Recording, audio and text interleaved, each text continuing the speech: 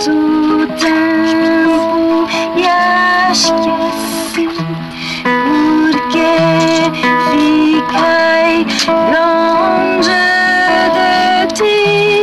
Cada momento é pior, volta no vento, por favor. Eu sei quem espera mim na chuva. Espero por ti.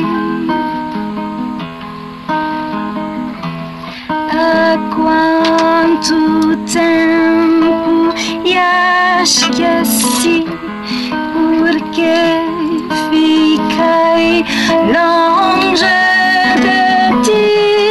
Cada momento é pior, volta no vento, por favor.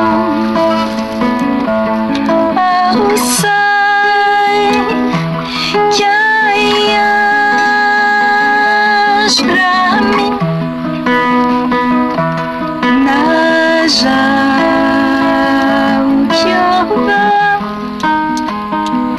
Espero por ti. Eu sei, na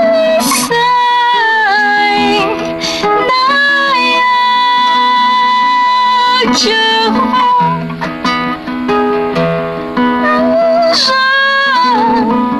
O que eu amo, espero por ti.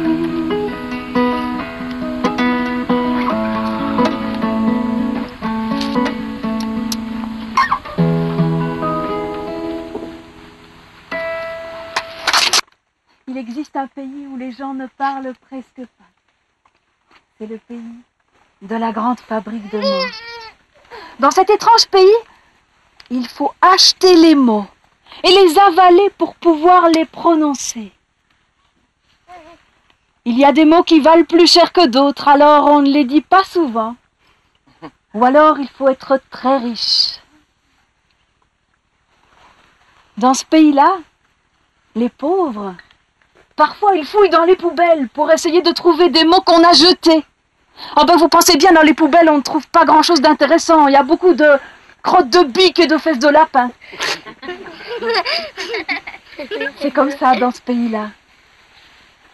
Parfois la grande fabrique de mots, elle fume tellement qu'il y a des mots qui s'envolent avec la fumée de la fabrique.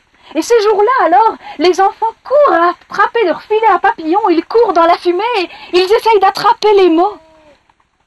Et souvent, alors, ils les offrent à leurs parents au moment du souper.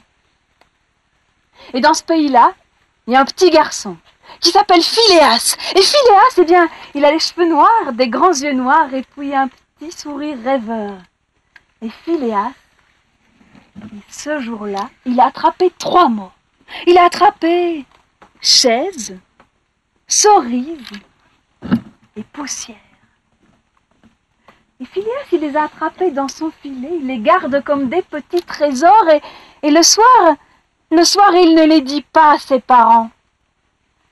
Parce qu'il voudrait les offrir à quelqu'un de précieux.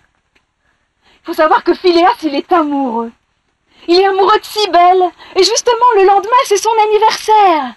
Alors Phileas, le soir, il glisse les 3 mots sous son oreiller. Il s'endort. Et le lendemain matin, lorsqu'il est prêt, il prend ces 3 mots bien contre lui. Il marche sur la rue, sur le trottoir de sa rue. Il marche pas bien longtemps parce que Cybèle, elle habite la rue juste à côté. Et puis il marche jusque devant la maison de Cybèle. Il sonne à la porte de Cybèle.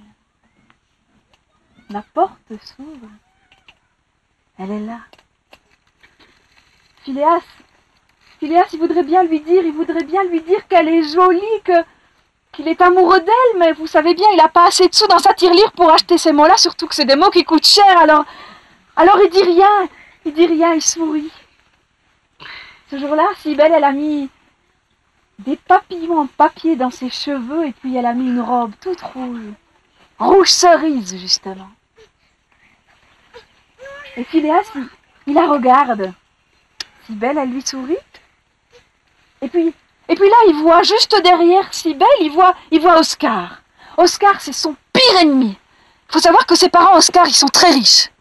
Ah ben, c'est pas pour ça que c'est son ennemi parce que lui aussi est amoureux de Cybèle. Et lui, il peut lui dire tout ce qu'il a envie.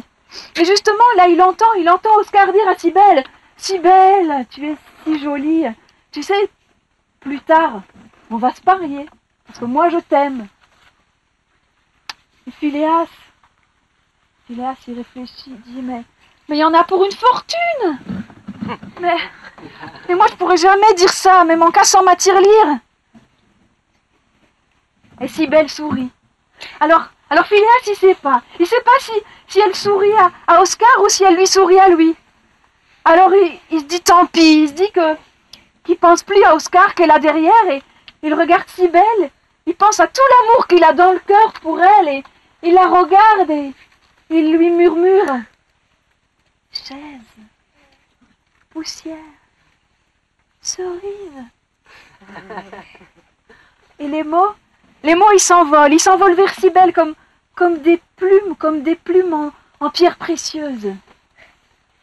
Cybèle, elle ferme un peu les yeux, elle ne sourit plus.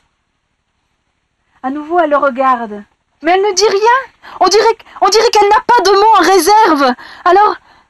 Alors il se regarde. Philéas attend. Cybèle s'avance un tout petit peu vers lui et elle pose juste sur son nez un baiser tout doux, un baiser comme un papillon. Alors Philéas, il n'a plus qu'un mot à dire, il l'a trouvé, il y a très très longtemps dans des poubelles, parmi des centaines de fesses de lapin et de crottes de bique, il a trouvé ce mot-là. C'est un mot qu'il aime bien, qu'il aime vraiment bien, et qu'il a gardé jusqu'à ce jour-là pour un jour très spécial, pour un jour extraordinaire. Et ce jour extraordinaire est arrivé. Alors il regarde Cybèle et de tout son cœur, il lui crie « Encore !»